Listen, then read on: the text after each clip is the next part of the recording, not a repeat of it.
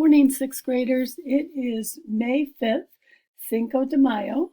I hope you get to celebrate today. We're going to be having some Mexican food tonight, chicken tortillas and guacamole and some other things that I can prepare to celebrate. Looking forward to that. I hope you're all doing well. Um, we are going to get started today on our third packet. This will take us through May, and then move on to, we'll be done with school, which will be awesome for you. I know you're looking forward to that.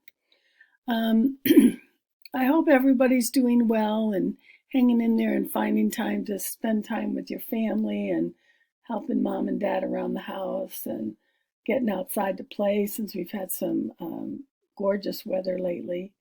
And so my husband and I went fishing over the weekend. That was kind of fun. We didn't catch anything, but it was still fun just to be out.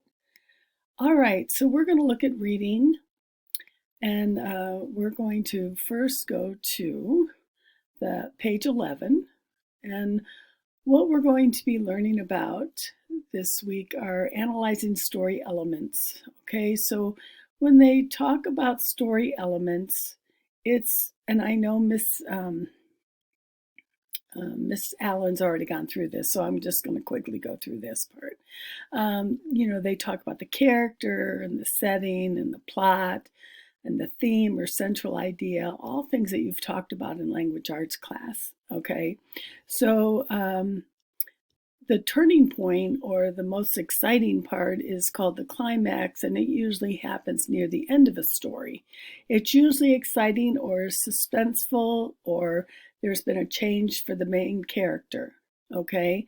So things that you look for: who is the main character? What conflict are they having?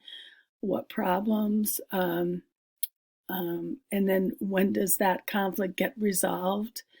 And how it all affects the character, okay?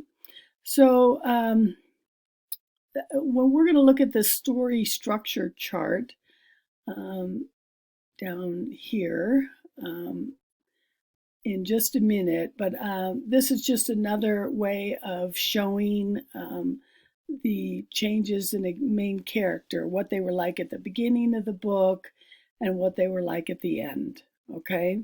I'm sure Miss Allen went through all this with you. So Miss Allen told me that she sent 2 of the leveled readers home with you. And so what I'd like you to do is read one of those leveled readers, okay? And put the characters down that are in the story.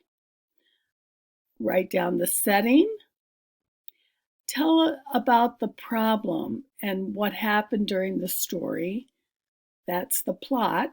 And then the solution, how it all ended in the end, or the problem got solved.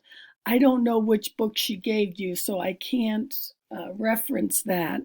But she said that she sent 2 leveled readers home. Now, if by chance you were not there on the last day and you did not get a leveled reader, just take any book that you have at home, even one of your younger siblings' books, or you can even think of a story or look up a story online like Three Little Pigs or any of those stories, and you can write in the characters of whatever story you pick, what the setting was, what the plot or the problem and solution, okay? That's all that we're talking about here. If you need to go back and look at some of the examples, you can, but that's really all you're doing is talking about the structure of the story. What's in it, who's in it, where it takes place, what the problem and what the solution is, okay? So that's it for reading. There is a writing assignment, which I'm going to pause this to put the writing up, but that's what you're doing today for reading. All right, hold on while I get the writing. All right, so the writing packet, the assignment for today is just journal entry 1. That's all you're doing today. So it says, during recent events, we have been asked to think of the needs of others. Think about a lesson you have learned by putting yourself in someone else's shoes. Write to explain the lesson you've learned. Okay, so you'll want to take your time with this. You can do a web and put your ideas down before you formulate your paragraphs. But just think about someone else that maybe needs something, that through this time that we're in, this coronavirus time, you think of people maybe who have lost their job, and put yourself in their shoes, and what lessons can you learn from putting yourself in their shoes, and look at it, things from their point of view. Okay, so write down some ideas, and then when you go to write, let's see, you could probably do 2 or 3 paragraphs. I'm not sure what Miss Allen is asking for, but just put some, don't just put 1 or 2 sentences. Put a couple of 3 paragraphs, okay? Because you want it to be thoughtful and good sentences. What I don't see an editing checklist down at the bottom, so I want you to think about remembering about words that are supposed to be capitalized, periods at the end of the sentence, any commas or any other punctuation that you can put in there.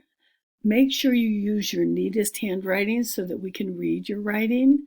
If you need to print, you can print, but make sure there's spacing between the words and you do your very best.